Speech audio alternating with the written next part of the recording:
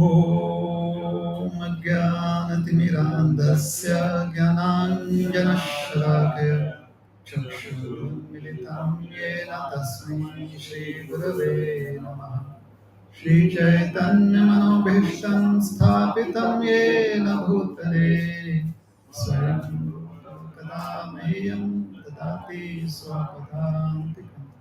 नमो विष्णुपदाय कृष्णप्रेष्ठाय भूतले श्रीमते भक्तिवेदान्त स्वामी निति नामिने।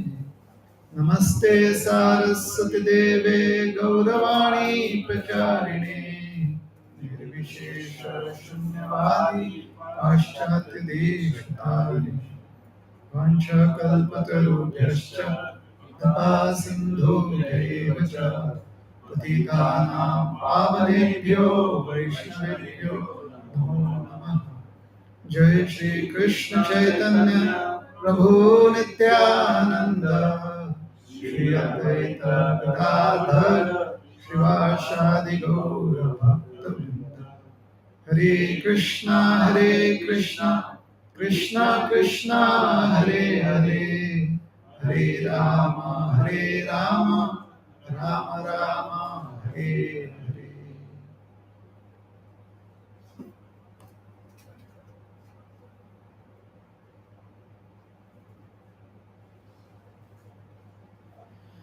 So we are going to discuss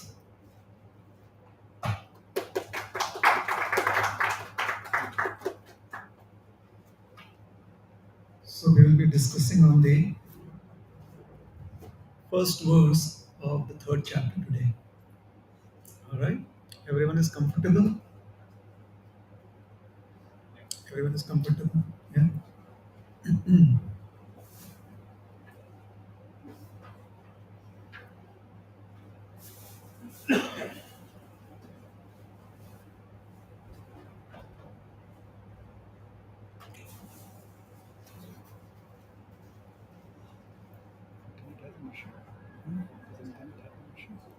Have you connected to Malachi now? Or I can go hotspot? Thanks. What are you using?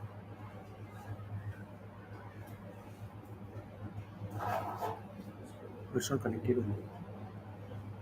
Yeah, now it's connected.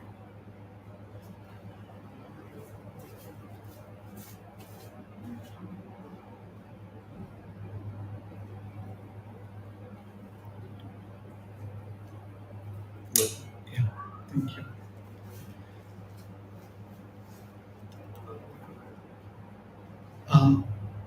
So everyone has been through the second chapter, right? We've all been through the second chapter. So did we do an overview of the second chapter or overview? So today I may not be doing an overview. The second chapter was mainly about the summarized content of the message that is given in the Bhagavad Gita through all the remaining chapters. Krishna spoke from chapter 2 through chapter 18. So in 17 chapters, the message that Sri Krishna wanted to give Arjun is kind of summarized in the second chapter. Is it alright? So Srila Prabhupada, he entitled the second chapter as Contents of the Gita Summarized. Now, the third chapter is called as Karma Yoga. So since the second chapter was an introduction to most of the subject matters in the Bhagavad Gita, what would be the application of that knowledge will be explained in the third chapter.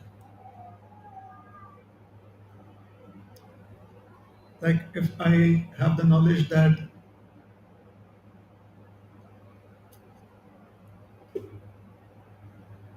samosas are very crispy, now that knowledge needs to be applied, isn't it? either on a personal level or a community level. So if the samosas are crispy and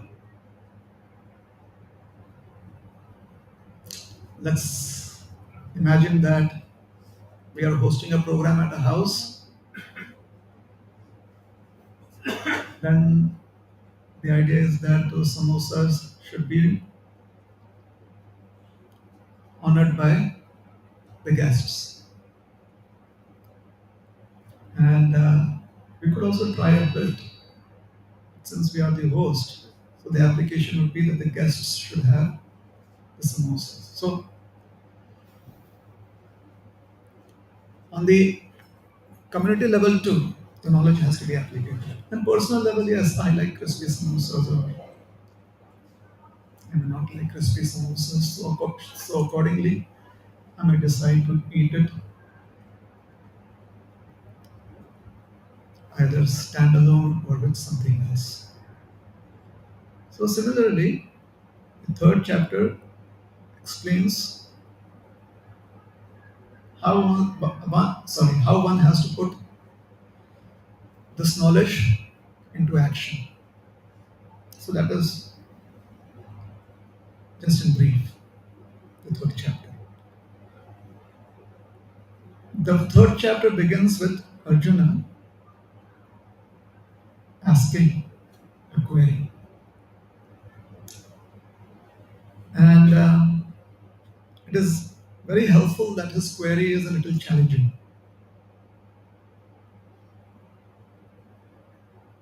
because sometimes we expect that if you know that you're in the presence of a great personality, then you would want to be on your best behavior. Not that Arjuna is forgetting his manners, is not doing that, but trying to be on a best behavior, we may not feel very comfortable asking challenging questions. Arjun is really interested in resolving the issue at hand. So Vyasadeva, he says, Arjuna Uvach. I think here in the West we say Arjuna Uvacha.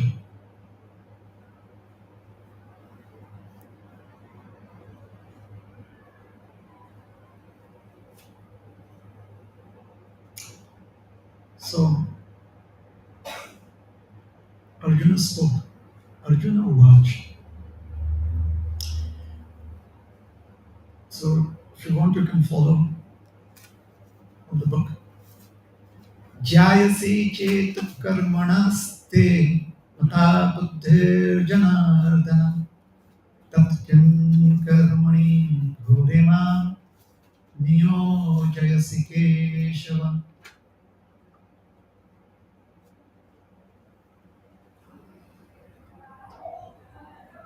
So if you want, you can look at the word for word meanings.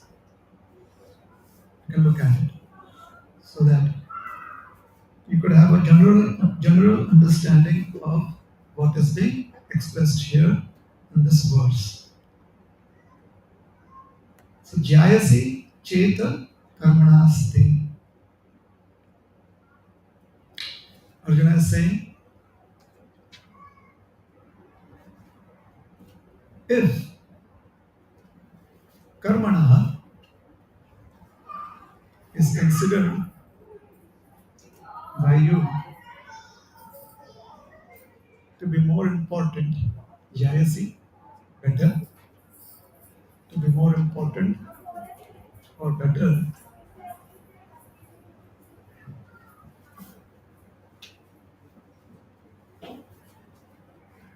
sorry, if more than karma or actions,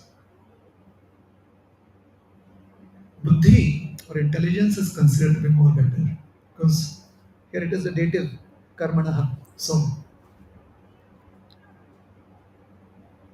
of the actions or in comparison.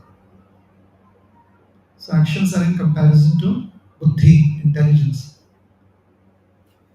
So, if intelligence is more important than actions, then kim, why, ghore karmani, ghore means ghastly, dastardly, drastic. If you can avoid it, you should try to avoid it. That is ghore, very intense. Ghore. So, ghore karmani, intense activities. Here it is in relationship to fighting and killing people in war. So, why are you encouraging me to engage in such ghastly activities?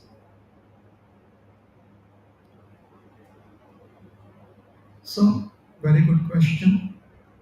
And in the purport, Srila Prabhupada explains that sometimes procrastination can be taken to be being smart. And sometimes one's lack of confidence could be considered to be procrastination.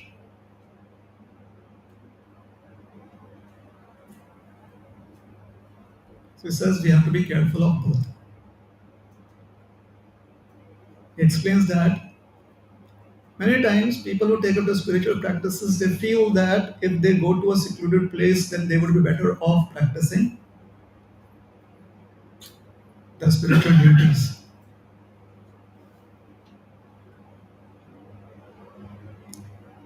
So either that's procrastination, because when they're going to do that, nobody knows.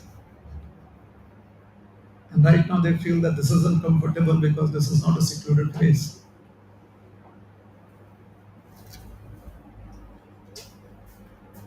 Or they're simply trying to procrastinate because they do not have the confidence that they can take up to that practice.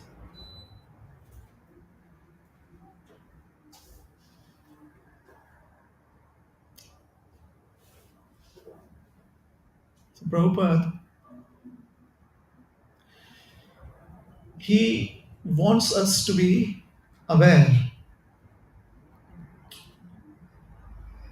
that this approach may actually create many more problems in the future. Rather, if we are serious to take up to certain practices, then we should be finding courage within us to take an important step towards the goal of those practices. We should try and find courage. There you go.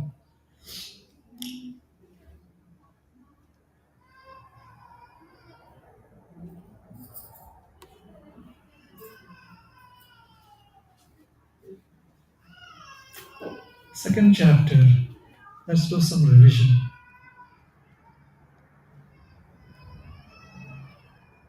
It could help us see whether second chapter done last week is still relevant this week or not. Yeah, we're ready for a revision? All right.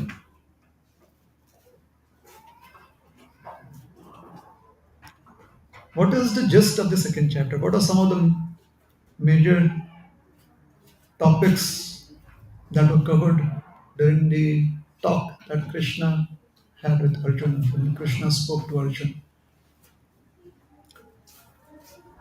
Just to give a brief understanding of the need for Krishna to speak. That is the first chapter, right? So the first chapter, Arjun was feeling really very despondent. So generally, when you are very despondent in life, what do you feel? You feel you want to become a renunciate.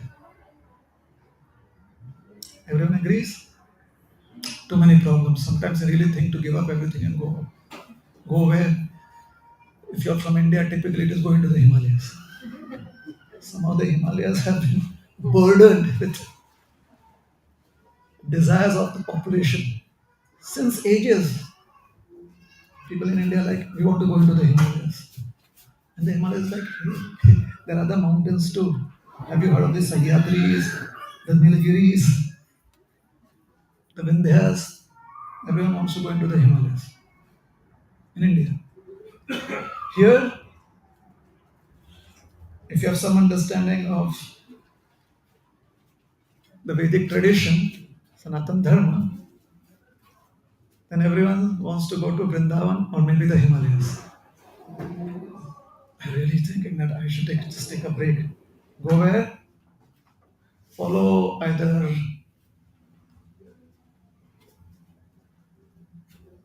Mark, right? He went into the Himalayas to find the guru of, who was there for Apple? What is his name? Steve. Yeah. So Steve told him that if you ever have problems in life, give up everything, go into the Himalayas. So Mark went into the Himalayas, came back and started Facebook. And we would also love to do that. We must go into the Himalayas, come back and start something like that. But anyways, when one really feels very, very desperate, especially with things happening in life,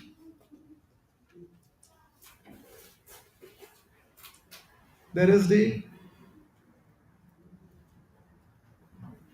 unspoken attitude that I have to give up all that is troubling me and just go away. Somehow.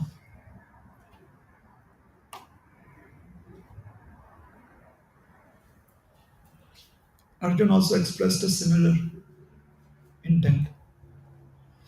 I don't want to stay here fighting. I just want to renounce and go away.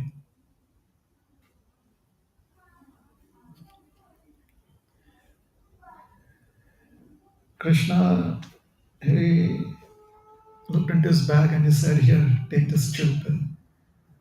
Chill out now. So Arjun felt very nice. Oh, Krishna is sympathizing with me. Because that is how it started off. The second chapter starts off like that. Ashru Purna Kulekshana. Vishidantam Nidam Vakyam Vaj Harisudan. Kripaya Vishtam Tam, saying Arjuna, with his eyes full of tears, the merciful Lord Krishna started speaking. So it seems that it is going to be a very empathic session. Please, just open up. Let everything out. So Arjuna was also expecting a similar session. So he felt very comfortable. And then Krishna shook him up. Kutastva Krishna. How has this impurity come upon you, Arjun? Arjun said, I did not expect that. This is not very good. He was like, Krishna, you should follow what they do at the ISKCON temple.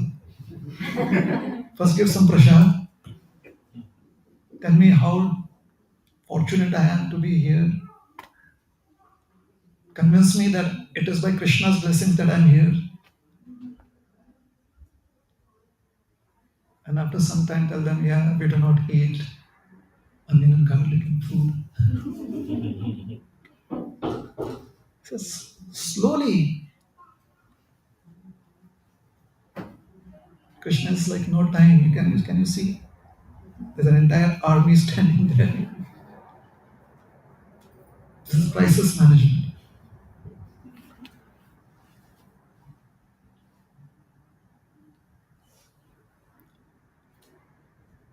So there was an external situation and an internal situation in Arjun's life. Anyways, so the second chapter is where Arjun's basic understanding of existence is being invoked.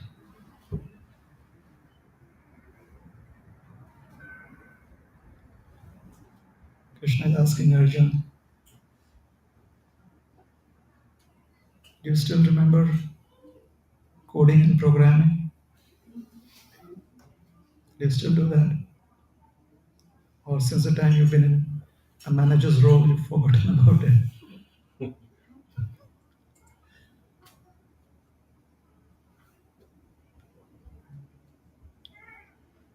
So Arjun says, I'll try. So Krishna starts feeding data. He says, here, they are the worksheets. Work on them. What do you think is a problem here? What do you think is the way to approach it? What are the solutions? So he gave him the worksheet. So what was the first sheet about? It was about eternal nature of the soul. Arjun, refresh your memory.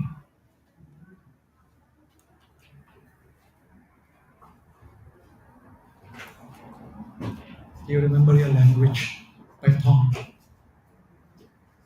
Because if you don't know that, Java. So Java and Python of the second chapter, maybe the scripts. The first is the eternal nature of the soul. So Krishna speaks a series of verses. Actually, he never knew that he's speaking a series of verses. He just spoke. Vyasadeva looked at him and said, oh, this is nice. This can be one verse, this can be second verse, third verse. So Vyasadeva compiled it like that. So whenever we say in Bhagavad Gita, Krishna says, we should remember that it is Vyasadeva who has formatted it. So in bracket, we should always try to remember, as has been formatted by Vyasadeva. It is not like Krishna is telling Arjuna, Arjun, 2.1.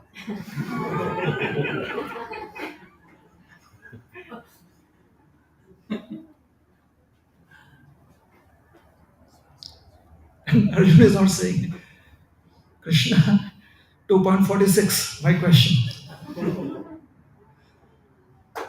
Alright.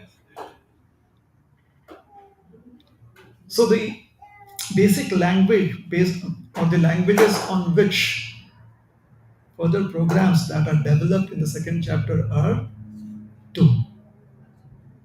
One is the nature of the soul.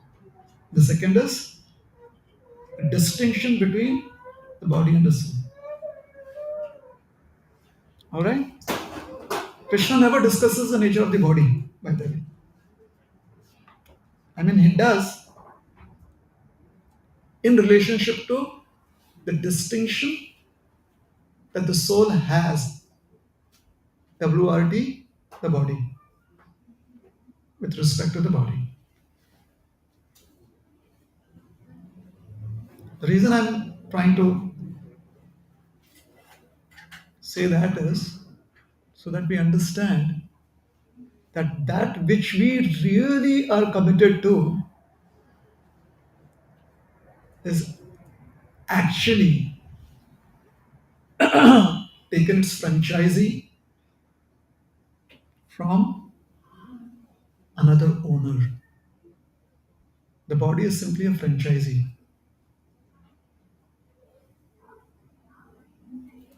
So all these bodies are various franchises. The owner is a soul. You could say the super soul, the supreme soul.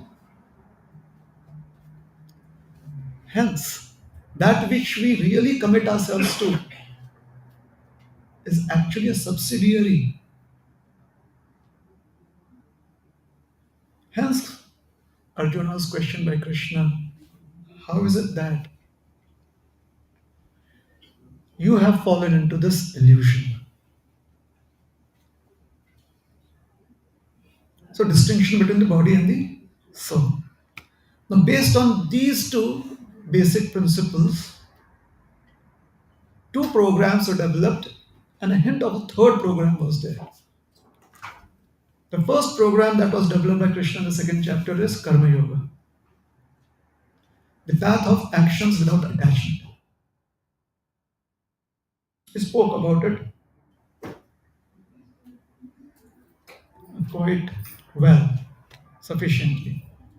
The second program that Krishna developed was Jnana Yoga, cultivation of spiritual knowledge and restraint of the senses. Is it all right? So, Karma Yoga is about how to use the senses for spiritual upliftment. So, it is about action. If you want to lift yourself up, upliftment, if you want to go to another place, it's very important that you give up your connection to where you began from. You have to lift yourself up. Let's say you want to go from rung one of the ladder to rung four. It is very important that you give up rung one, step one. This is called as detachment. So if you want to perform actions and you cling on to step one, you may try and reach up to step four, but it is really going to be a stretch. You could have a muscle pulled if you do that. You could have muscular injuries. Therefore, give up your dependence on step one. Find the courage, the confidence, the ability, and the route or the way to lift yourself up. So, this is Karma Yoga, performing actions without attachment. Which basically means you are at place A, you are trying to reach B. For that, you have to perform some activity. As you are reaching or as you are inching towards place B, you give up your attachment to place A. Otherwise, it will be very difficult to reach B, point B. Is that simple? Okay. Shall I make it very complicated? Like esoteric? One should try and not worry about what is there in it for us. We should be very, very kind hearted, compassionate, and work for the world around us. Please clap. That sounded very nice, isn't it? But since we are all technicians here, engineers, so technically what it simply means is that detach. Because you're moving from point A to point B. So detachment from point A is needed. And what is Jnana Yoga? Upliftment. So Jnana Yoga is cultivation of spiritual knowledge so that there is restraint of senses. As you're traveling towards point B, there are so many exits here. They are not meant for you. Your GPS will reroute, always rerouting, because you have fed in another destination into that GPS. You know what is GPS? Guru positioning system.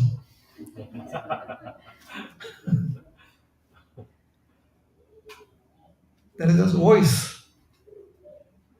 It could be Krishna's voice in the form of the knowledge of the Gita. Rerouting, please take the next right, get onto the highway towards point B, the expressway towards point B. And then you're like, hey, GPS, why are you taking me towards point B? And the GPS is like, that is what you fed. That is the data you gave me. So if in life you are wanting to reach point B, obviously there are going to be so many other points of interest. But are they meant for you? Is that up your plan? Is it a part of your plan? Is it a part of your contingency plan? If it is not, restraint of the senses. And what helps you restrain your senses? I have to be at point B because I have this appointment or because I have this important thing to do. Knowledge. Knowledge of why your goal is important. Spiritual knowledge helps you understand what is the ultimate goal in life. And therefore, restraint of senses is very helpful in spiritual practices. Jnana makes you understand that. Alright? Now, once we have these two programs working,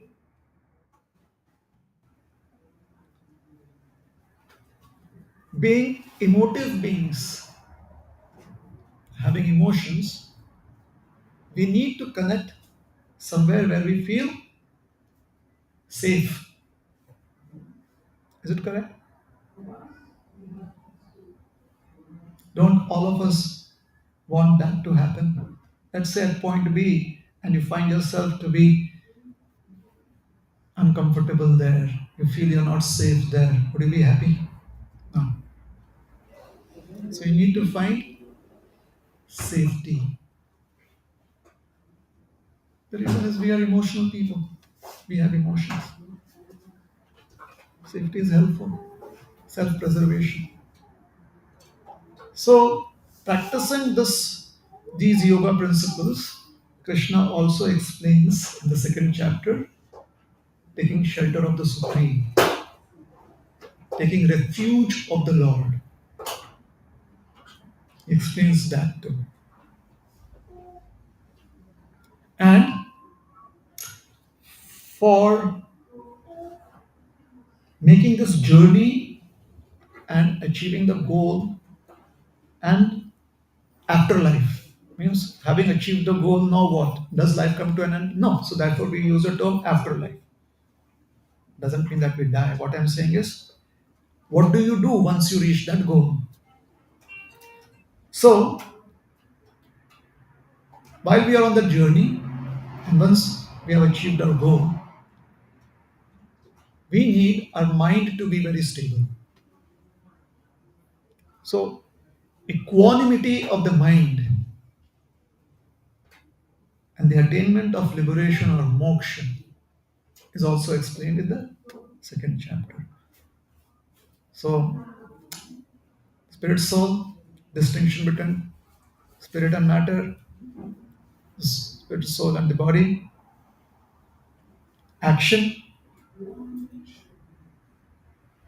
in detachment, knowledge with restraint of the senses, refuge or shelter, and for all this we need the mind to be stable. So equanimity of the mind and Lakshya Prapti Moksha. Alright? So a lot of data there. Hence, the second chapter is called as Bhagavad Gita summarized. In the rest of the 16 chapters, there will be elaboration on these topics of the Bhagavad Gita. So, coming to Arjuna's query today.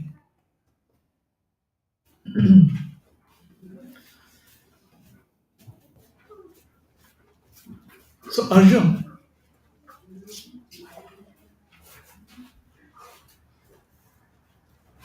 had been shown his weakness. First, Krishna just challenged him that how is it that you have fallen to illusion? But then Krishna scanned Arjuna, his persona. He scanned it. He looked at the plate. This is the problem, Arjuna.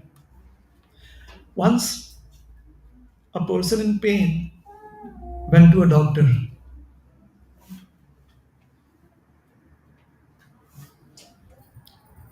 Is there any technical term for a pain relief doctor? Not as yet. That is not a specialty as yet, right? Is it? Okay, he goes to a doctor. Doctor, I feel pain all over the body. The doctor asks him where, can he point out? He says, right here. It's so painful. Whereas, he says, doc, here, oh my god, it's very painful. Whereas, right here, it's very painful. Here, it's painful. Here, it's painful. So the doctor said, all right, let me have a look. So the doctor took his instrument and he touched his head. He said, does this pain? And he says, no. Then doctor touched different parts of his body. Does it pain? He says, no. So the doctor is confused. Can you let me know where it pains again? He says, doc, here it pains. Here it pains. And doc says, anywhere on your head? He says, here also it pains. So doctor said, all right, I've understood your problem.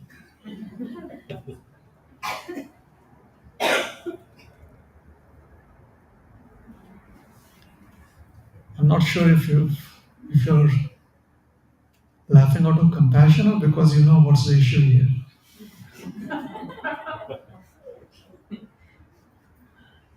So the doctor prescribed a pain liniment. And the doctor told him, for 7 days,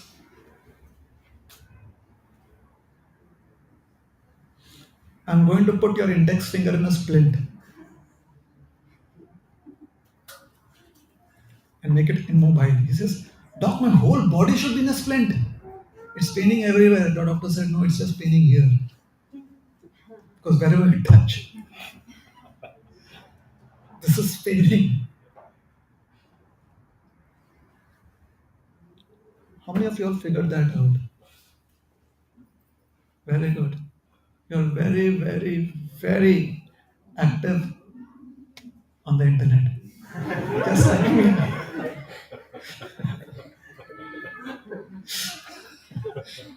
You've subscribed to certain groups, just like me.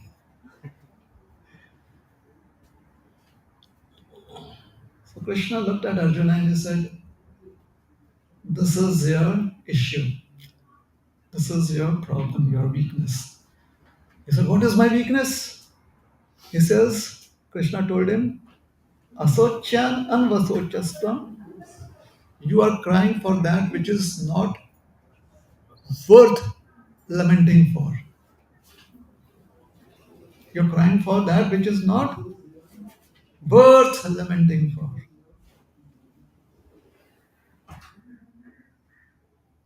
All right?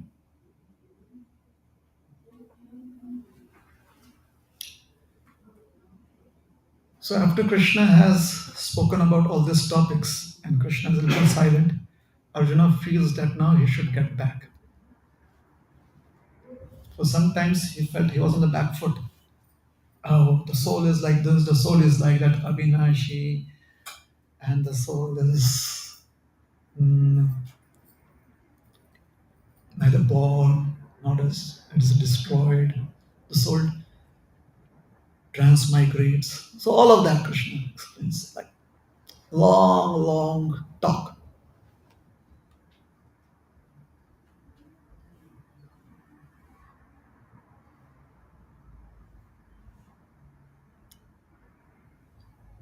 And then he tells him about how the soul is distinct from the body. So all of that. He's been through all of that. So Arjun feels that, all right, I can also be smart.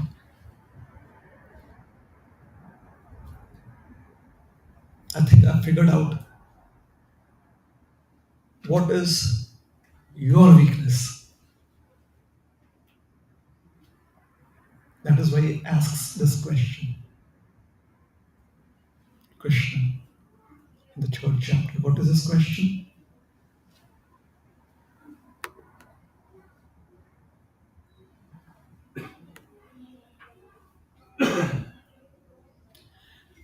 O Janardhan, O Keshava, why do you want to engage me in this ghastly warfare if you think that intelligence is better than fruitive work?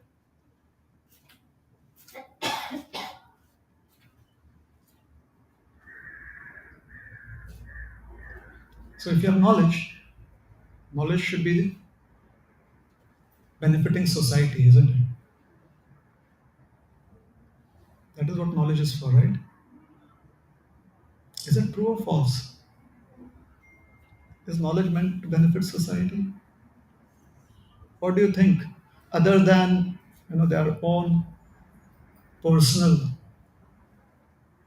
reimbursements, the money that one makes. Other than that, what do you think lawyers are trained to do? Manage the issues in society. What do you think engineers are trained to do? Try and assist with whatever the requirements of society. Correct? Is it true or false? What is a trained chef supposed to do? Deal with all the food needs that people have. True? So knowledge is meant to benefit society. We agree on this?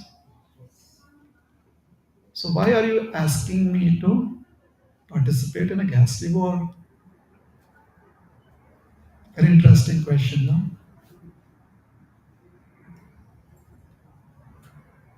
Like look at how perceptive Arjuna is.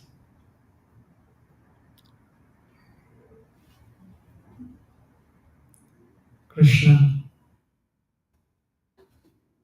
kim karmani ghore mam. Why?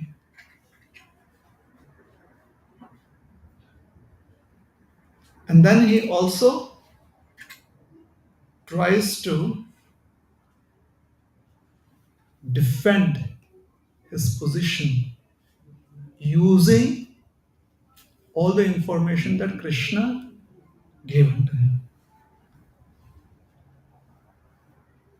Now we'll look at a few verses. I had about a dozen verses, but I don't think so we have time for that. Let us go to verse number 2.49. We can do that.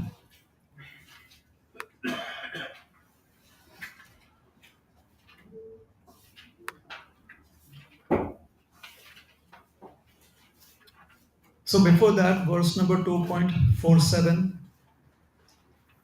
is a very, very well-known verse. Very often it has been misquoted.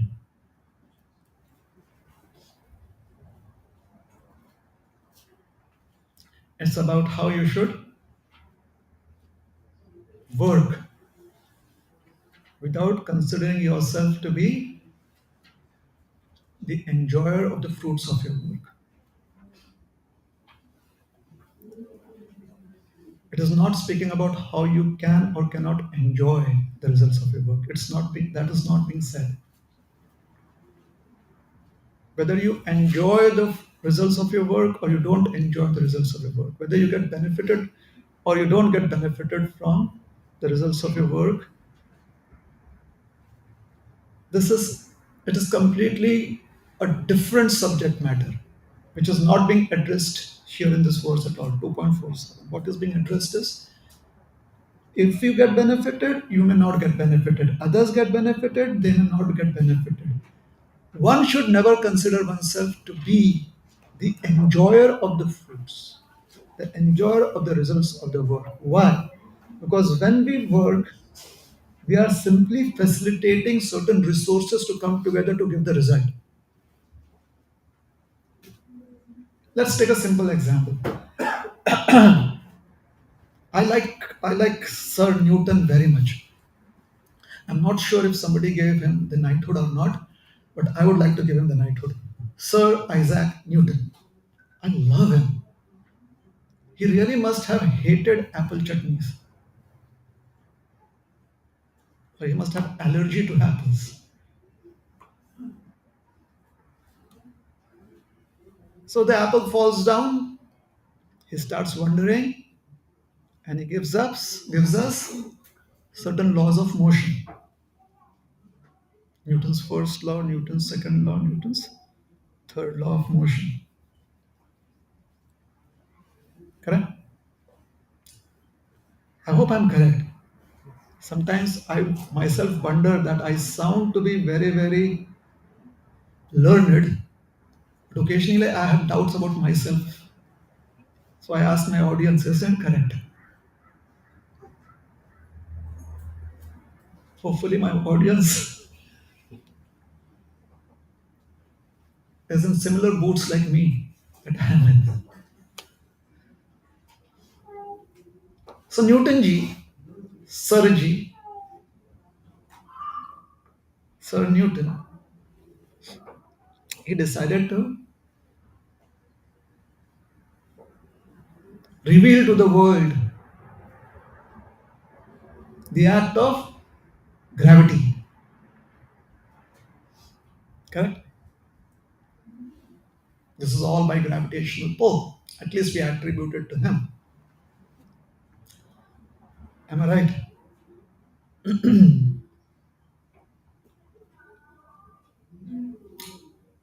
Do you think we can really give all the glory to Newton?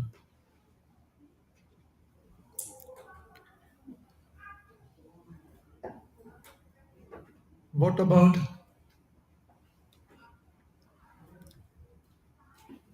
the functioning of the human body?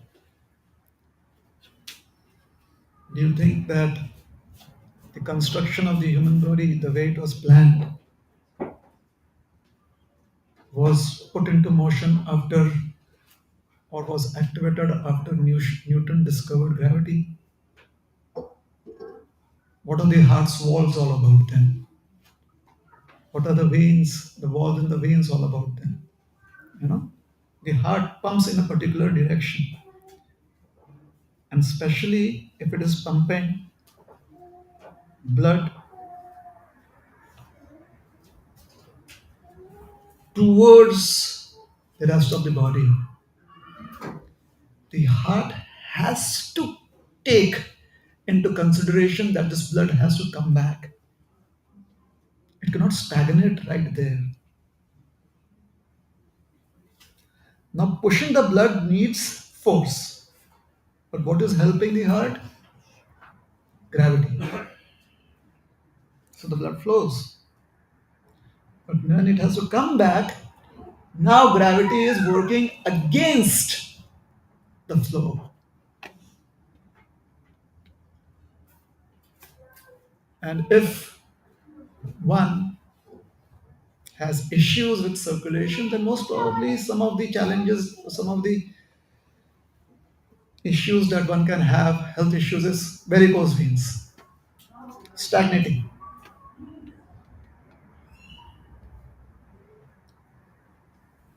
So, what I'm trying to say is that when they taught us, another simple example, when they taught us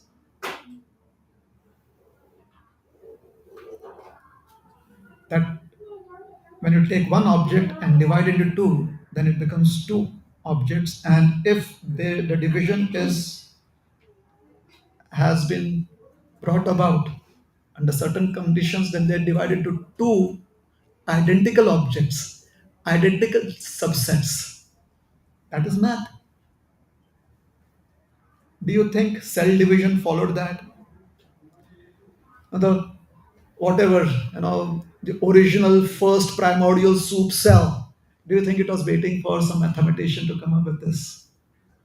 I don't know what to do. Why? Because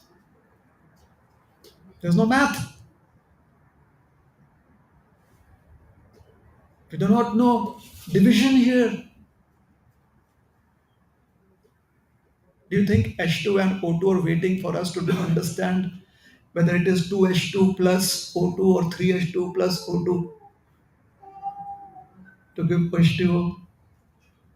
Oh no, we have to wait. Why? Oh, in the 16th century, they are going to understand how two molecules of hydrogen plus one molecule of oxygen is going to combine to give you two molecules of water.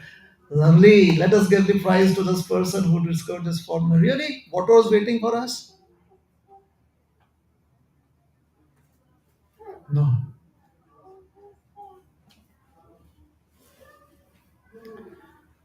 So, when we understand that we have used certain resources, much of those resources, majority of those resources, including our own existence, is because of external factors. Our own existence in the form of this body is because of the carbs, the proteins,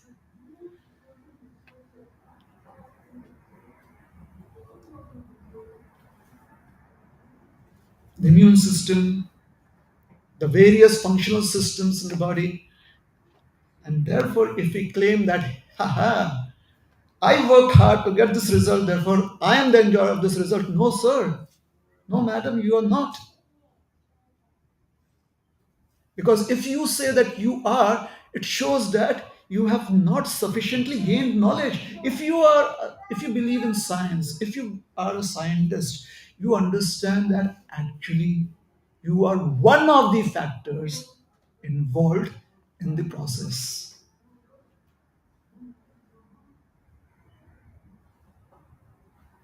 Right?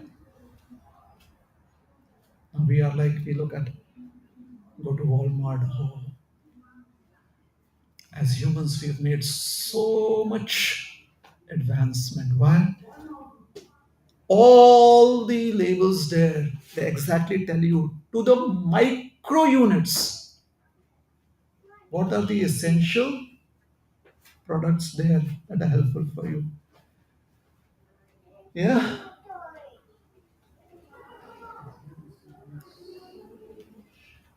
you give a cow, you give a goat grass that is not healthy for it, food that is not healthy for it. The goat doesn't look at the label. The cow doesn't look at the label. Even the crow doesn't look at the labels because the crow really doesn't need that kind of information. You put a grain of sugar right here. Do you think the ants have a WhatsApp group or something? Like Telegram? Hey, grain of sugar right here, coordinates are so much north, south. Do you think they have that? But you see, all of them from somewhere or the other they manifest, which means they have that kind of intelligence. That is the sophisticated intelligence that they have to zone in. Try it out. Just try it out. You put some decaying fruit outside and look at all the fruit flies that come. And you're like, where did they come from? Who gave them this information? The point is 2.47 helps you understand that real knowledge is when you realize when every individual realizes based on the eyes of knowledge that they are simply one of the factors that have played their role in achieving the result.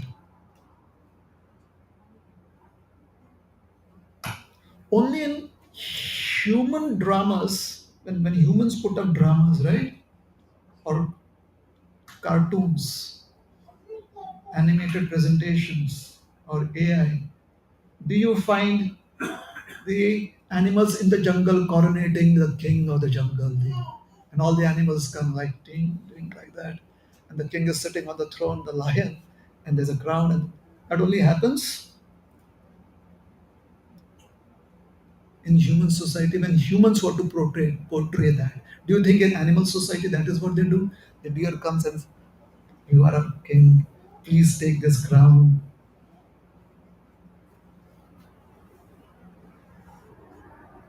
Only in the world of animation can Bambi and the Sher Khan be friends.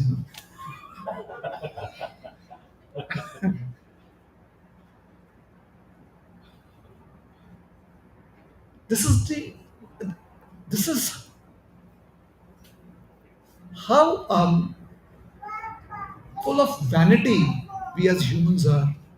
We have decided that the animals have chosen the lion as a king. We have decided that. And we are trying to convince the lion to, you are the king. He's like, why? We say so.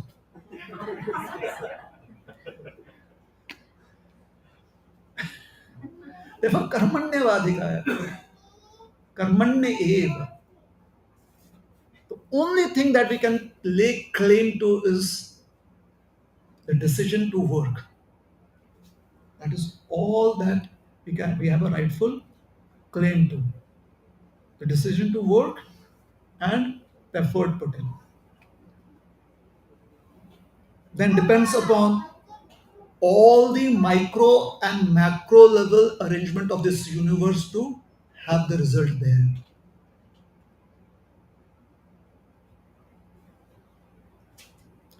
So, ma phaleshu kadachana. We should never consider ourselves to be the owner. We should never consider ourselves to have ownership over the results of our work. We can use it. No problem with that. This is a problem that people have when they don't understand knowledge. In my early days, no, the days when there were no phones, forget phones. There was practically one TV in the entire community, and that person, the uncle, had to put it on a Sunday in one of the windows facing outside, and the whole community would be sitting on the unpaved lawn. There was no lawn. So those days, I was visiting somebody that I knew in a remote place. So this is in India. So I asked them that before I enter your house, should I take off my footwear? Rather, I asked them, where should I keep it? Because you don't ask them, should I take it off or not? They're like, where are your sanskars? Is this what you were taught? It starts from home, school, everywhere. Didn't they teach you at school? Didn't teach you? So I said, where should I keep my footwear? This is right there.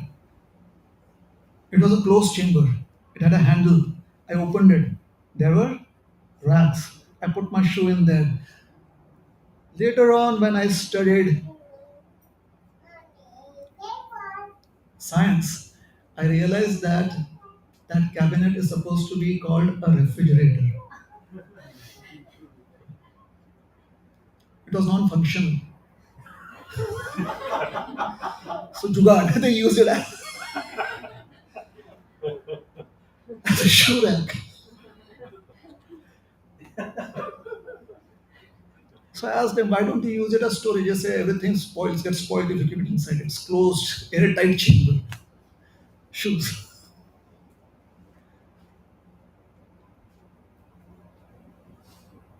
Yeah.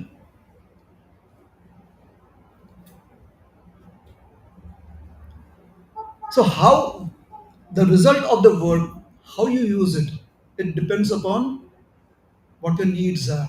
You can be happy with the way you use it. What we are being told is please don't consider that we have ownership, we have the sole proprietorship over that result. That would be too arrogant. We can always say that the element fire played a part in it. We can say the metals they played a part in it. We can always say time played a part in it. There's so many other factors. So that is verse 2.47, but we are trying to go to 2.49. So Krishna is telling Arjuna, Arjun, work, don't be attached to the results of work. Alright? Arjun says, fine. So then Krishna says, this is possible if you are equipoised. So he tells him about equanimity of the mind. Yogastha kuru karmani sangam tyaktva dhananjaya. Be yogastha. So the word yogastha has been translated as equipoised. Huh? Because yogastha is further clarified by siddhya siddho samabhutva. Whether in success or failure, you should still be very, very enthusiastic about going. You should be enthusiastic going about your business, even if it's success. Somebody asked a scientist, after they had a successful launch of a particular project, a very, very important project, successfully launched. So they asked the scientist that now you will take rest, isn't it? For the first time, maybe you will eat a plate full of food peacefully. He said, yes, definitely going to do that. So what's next? Scientist said, wash my plate. After having eaten from a plate, the next thing is wash my plate. That is how scientists are. But dreamers only dream. There's an important statement about dreams. To be a good dreamer, you have to dream good. To be a good dreamer, you have to dream good. Tomorrow, if you're going to use this quote somewhere, please mention my name too. Right now, I think it is original. I'm not sure, but right now, I think it's original content. Alright. Scientists are very pragmatic because they understand science. Those who think that they are scientists, they may be pragmatic or not.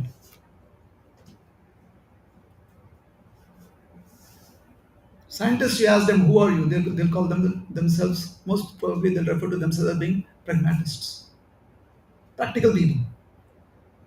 Others call them scientists. Somebody who feels that they're a scientist, they're like, yeah, I'm the scientist. Or they could say, no, I'm just trying to look at everything in a practical way. So, siddhya siddha. Success, what are you going to do? After eating food, wash my plate. Failure, sir, you must really feel bad. What are you going to do? Eat my food. I mean, it's failed. I cannot. Till the time we were like really into deployment mode, into the launch mode, they're like, yeah, after it's done, we'll eat. Now it's done, I'm going to eat. Therefore, they never take bites from scientists. There's no TRP for it. Who do they take bites from? The PR people. So the PR people are always ready to give proper bites because there is TRP value to it.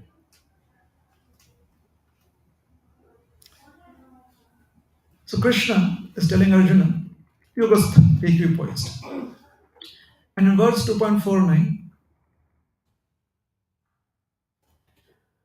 Durena Hyavaram Karma Buddhi Yoga Dhananjaya. O Dhananjaya Arjuna. Durena Hyavaram Karma. Durena. Stay away from, give up, let that never come into your mind, your imagination. What? Avaram Karma. He, without fail, certainly. Hey Arjun, let me tell you this. Very important. Discard it, throw it away, stay away from. Arjun is like, what? Avaram karma. What is avaram karma? Vara. You've heard of the word vara? Vardhan. You've heard vardhan. So what is vara? Vara means benediction, that which is beneficial. Avara is the opposite of that which is beneficial. So avaram karma means abominable work. So now you see where Arjuna is getting an ammunition from to ask his question. What is his question? Ghore karmani mam. Just some time back you said that stay away from abominable work, and now you are asking me to participate in this ghastly act. Why are you doing it? This is called as pick and choose. It's like when you go to pick apples, no? Apples, peaches, you go to a farm, pick.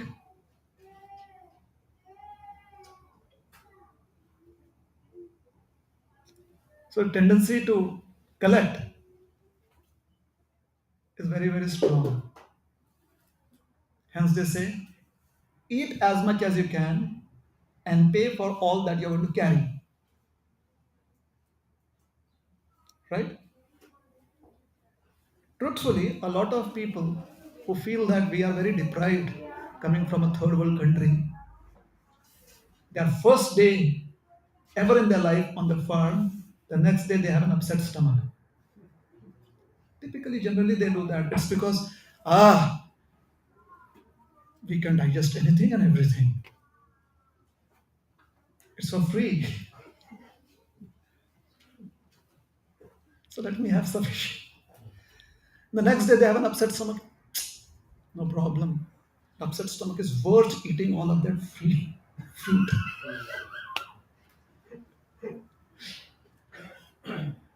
But after some time, they get used to, social pressure, peer pressure. Oh, if I have to be counted amongst the locals, then this is what I have to adopt. So the next few visits, the intrinsic nature is to eat as much for free. But since we have to adapt, I think it's enough.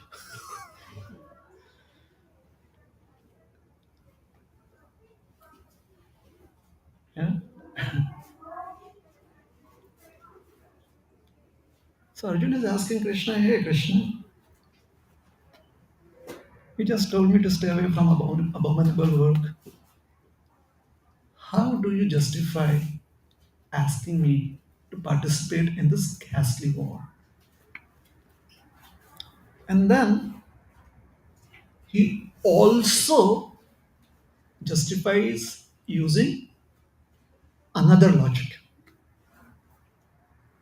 What is it logic?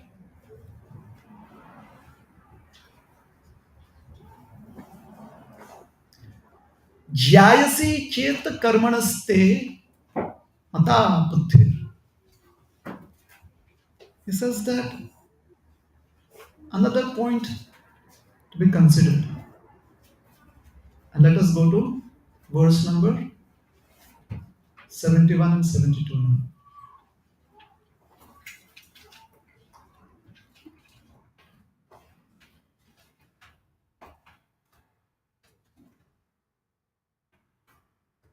He says, a person who has given up all desires for sense gratification, who lives free from desires, who has given up all sense of proprietorship and is devoid of false ego, he alone can attain peace, real peace. That is the translation. He says, you convinced me to be egoist. You convinced me to restrain my senses. You convinced me that I have to be free from all desires. And for all of this, you said I should use my intelligence. And now you are trying to convince me that although I have to give up activities of the senses, still I should fight. Because fighting, I have to use my senses. I have to use my hands, my feet, my ears, my eyes. You just told me, just recently, like a minute ago, Krishna, you told me, give up. A person is free from all desires, who's given up sense of proprietorship, devoid of falsehood. You told me all of that. Hence, he says, Cheta karmanaste buddhirmata. If you have explained to me that intelligence is superior to activities of the senses, karma, how is it that you are engaging me in this war? Srila Prabhupada has a very, very interesting take on this.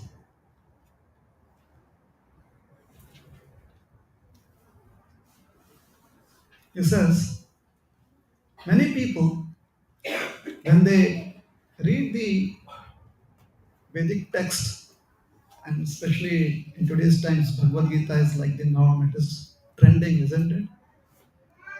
Bhagavad Gita is trending, right? Amongst Vedic texts, amongst written texts by saints, maybe it's Hanuman Chalisa or something like that. But Gita is really trending. If you know the Gita, if you have the Gita, that means you're spiritual. I mean, really, people feel like that.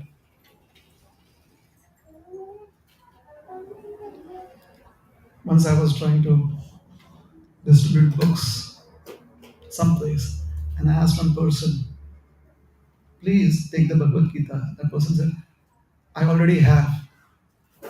My grandfather had the Gita, we still have it at home.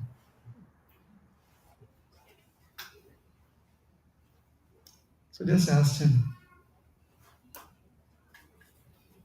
your grandfather also ate food. You still eat the same food? He's like, what do you mean? I said, he had the Bhagavad Gita, and therefore, because you're related to him, you also have it. How does that make sense?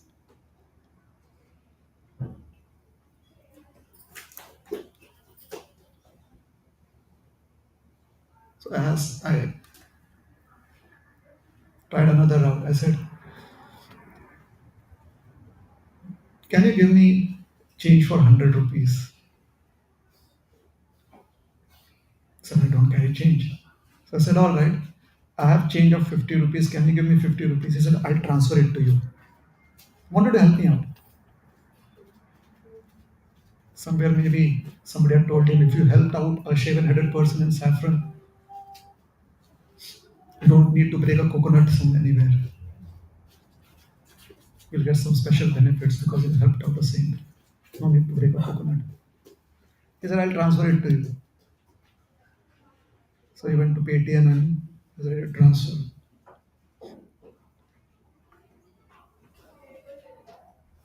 So I said, Right now, you have this technology by which you can transfer money to me, but it is digital currency. Correct? I believe you, you believe me.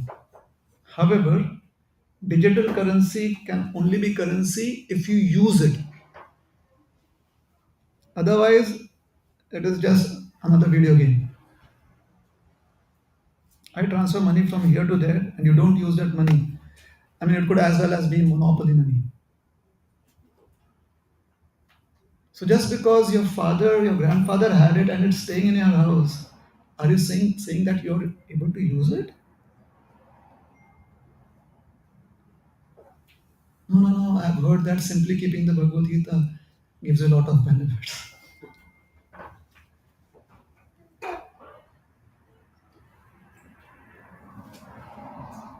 So I requested him to read the Gita.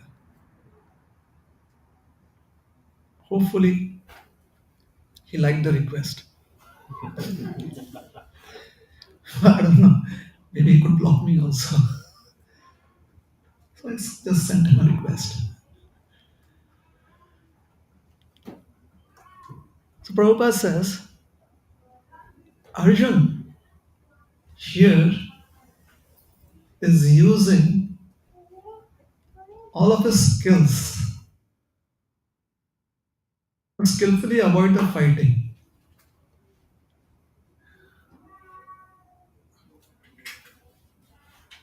It's very interesting what people who are well read in the alphabet, how they learn this knack of skillfully avoiding. Arjun could have simply said that I just don't have the stomach for it, but he says, no, no, no, no, no. Krishna called me a person who's lamenting for something that is not worth lamenting for.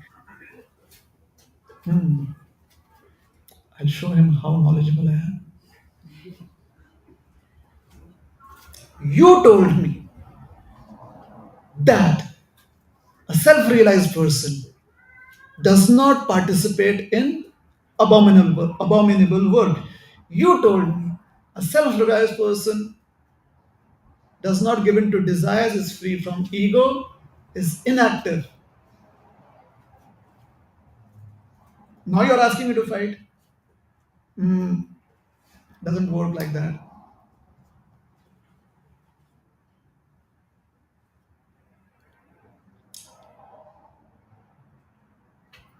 There is a very interesting psychological aspect to this.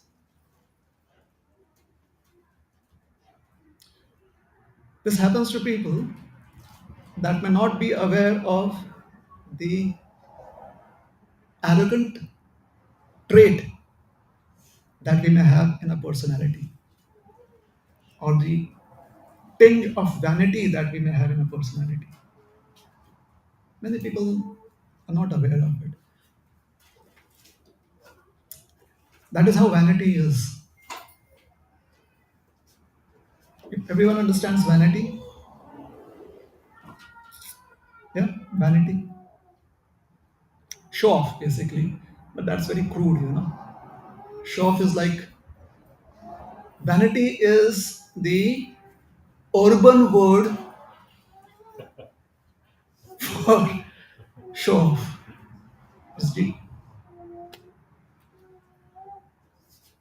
It's something that is very trendy in LA, California. Show off is like from some dungeon in Somalia, that word. So vanity.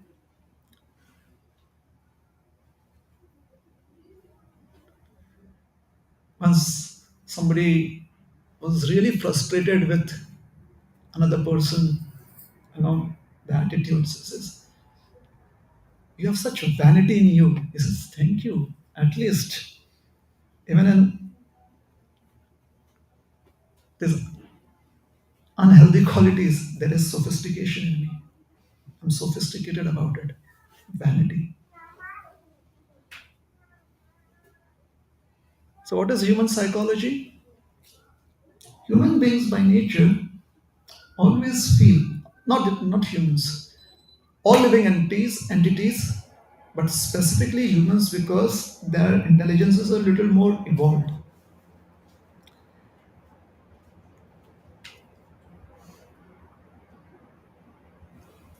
The evolutionists call it the survival instinct. So they become very defensive because of the survival instinct. If they're not able to run away, then it's fight. So in fight, basically, they try to, offense is the only option when your defense fails. In the olden days, if you're trying to capture a lion alive, then you surround it on all sides and leave just one opening. And in our village, growing up, that is what they used to tell us about cats too. They said if there is a cat in the house and it's causing trouble, a stray cat comes in, surround it in all on all from all sides, and just leave one opening from which it can run away. And we asked them why. They said because if they feel they are completely blocked,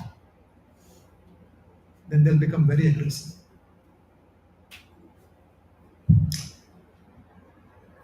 So, over so many evolutionary periods, human beings have retained this trait typically. What is a trait? That if a human is in a situation where they need to inquire from another, and in that equation, they know each other well, and the other person could have a little more knowledge, and they need to inquire and get an answer.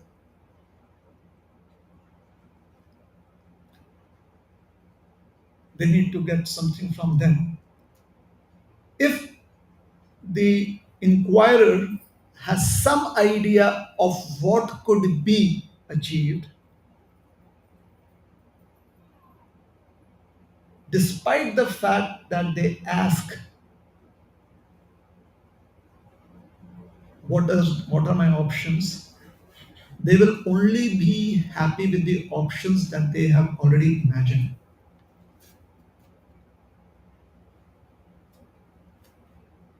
This is human psychology. And if they are faced with options that they already have imagined is not going to keep them happy, they'll feel very uncomfortable when those options are offered to them. It doesn't really matter if it is good or not good, it does not really matter. Typically, the immediate response, the basic, what evolution is called as the animal instinct. Basic instinct is, if it is favorable, the options that are offered to me, if that is favorable, then I feel very happy about it. However, if I feel it is unfavorable, then I'm very reluctant to accept those options.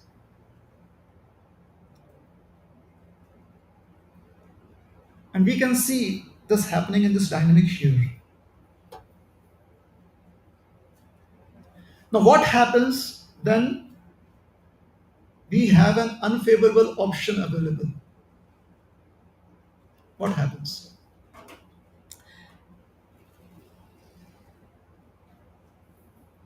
If we have to accept those options that we are not happy about, it creates further problems for us in life. We may have sleepless nights, we may feel unfulfilled even after doing the tasks. It's like, yeah, but I got this job, it's paying my know bills, but it's really not what I want to do. I'm not happy with it.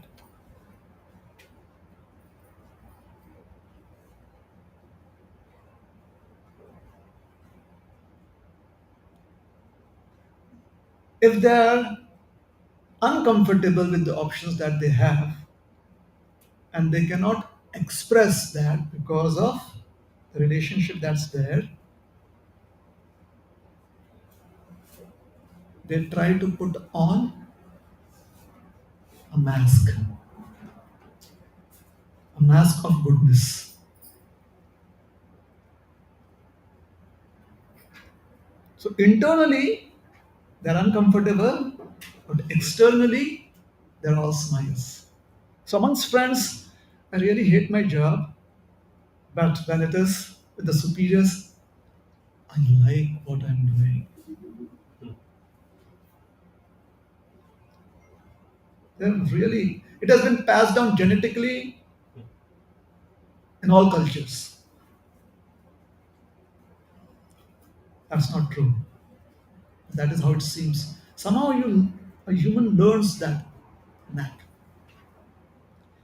Now, having accepted options that one is not comfortable with, but one is putting up a facade externally, makes it more difficult for the particular individual to say no to the task. Why? Because externally now you've said that I like it. So next time when there's a review,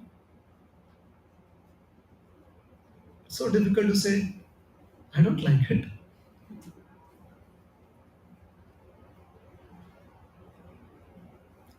Arjuna already did not want to fight because of his own reasons.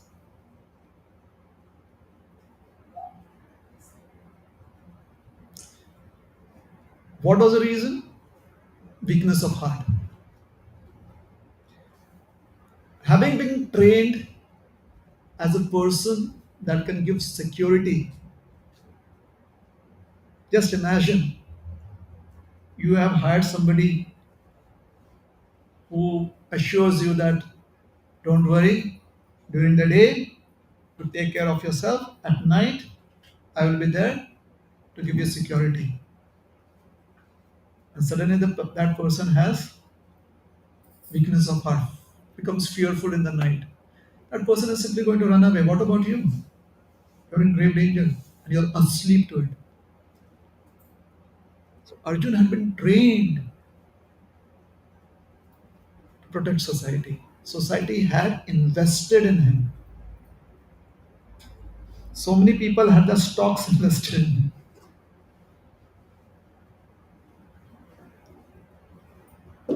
And now he says, how can I do this task? Because I see somebody there that is very likable.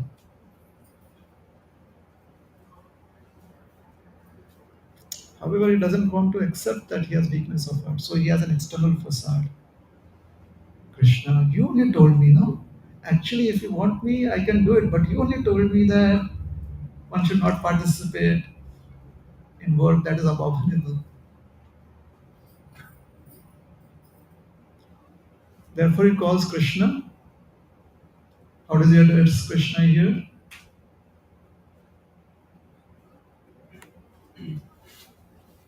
Jayasi chet karmanaste mata buddhir janardana. Janardhan, you've heard the word Janardhan. In Kerala, we have a beautiful temple of Lord Janardhan.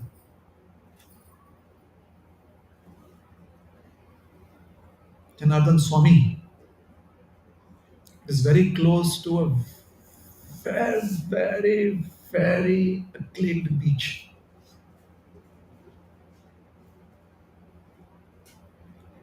So next time, if you have time, visit the beach.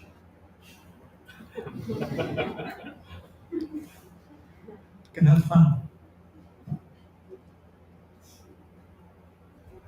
And then just take out time to visit temple. Because you've heard about it now. Jana Ardhan. Ardhan means, it comes from the word Ardh. That is a root word. To destroy, to trouble.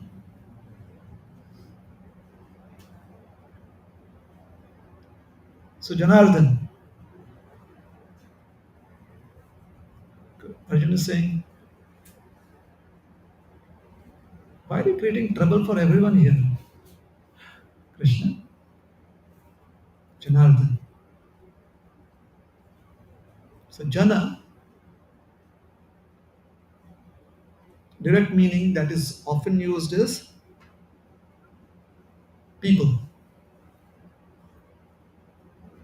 Ardhana means trouble.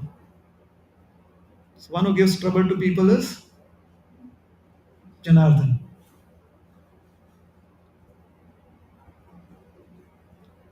No wonder Krishna is called Janardhan. Since the time we have come in contact with this Bhagavad Gita, it's really been troublesome.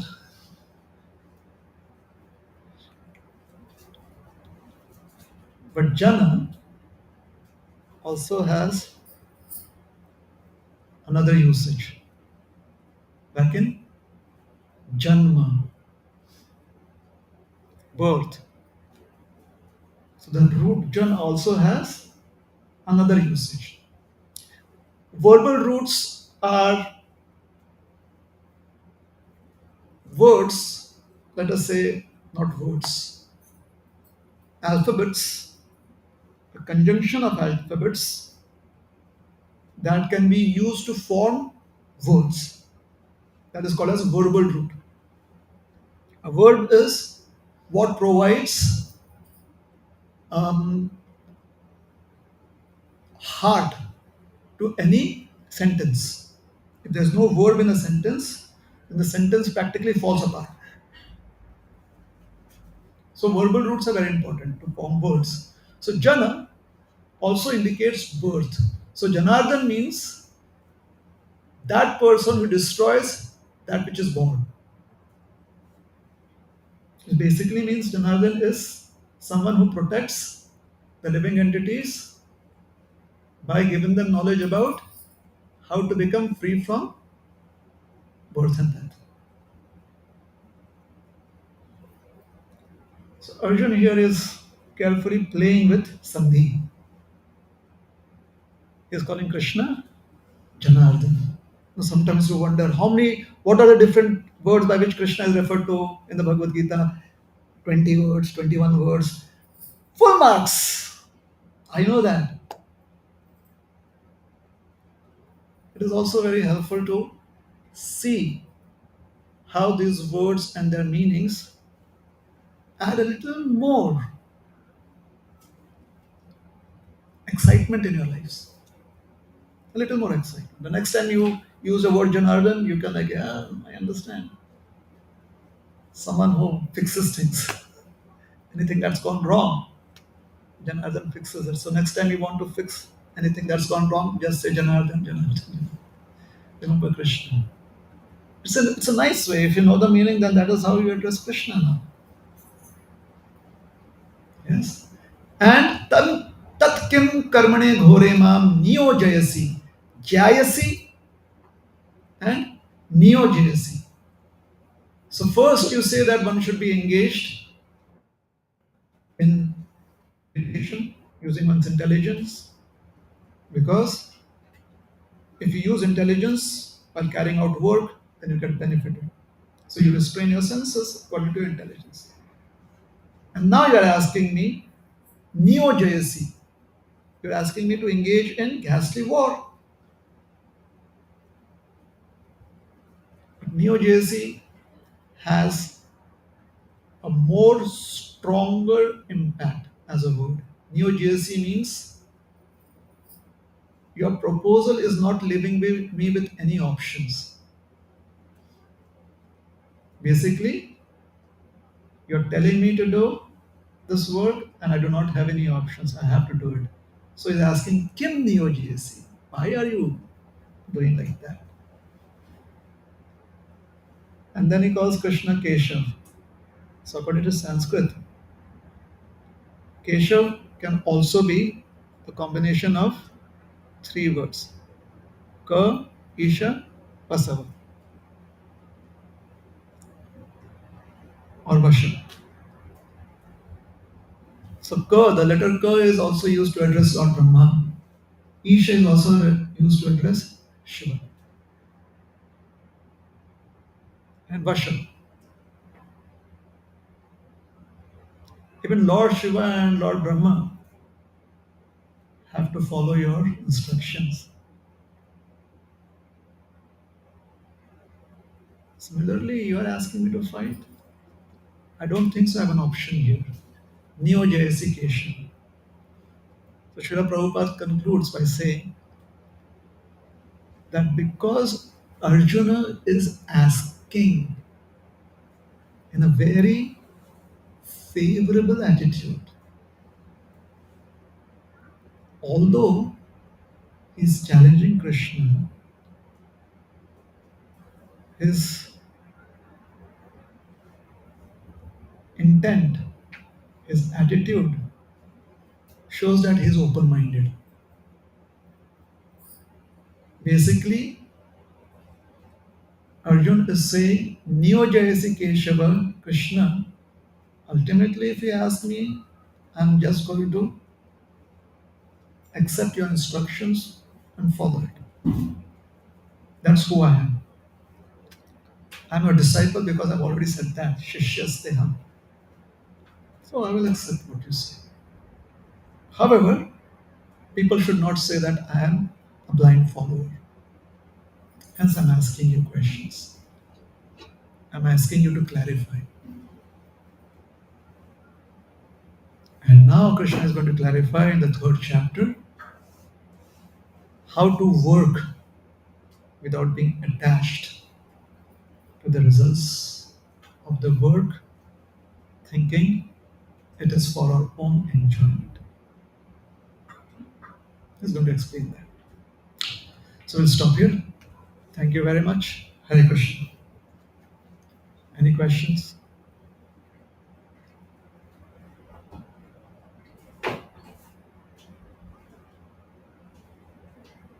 Any comments?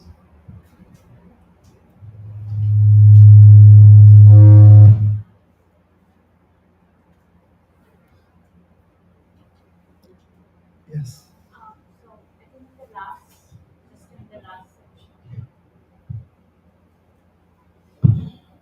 just right now you mentioned how Arjuna, he was open to accept Krishna's verdict, even if in the beginning challenge, but he had that faith. So in our stage, neither do we have knowledge, complete knowledge, ask, and or we may not even have that information to take in so much knowledge, and we may not even have that much faith to accept it.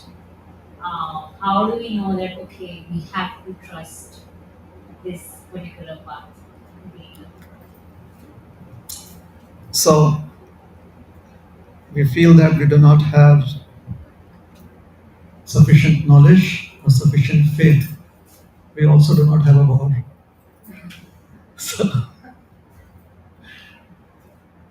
So we have time to develop our faith.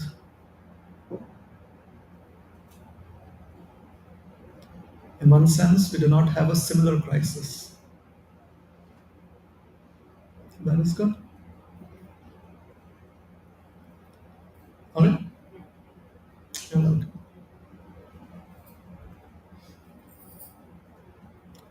Anything else? Let's stop.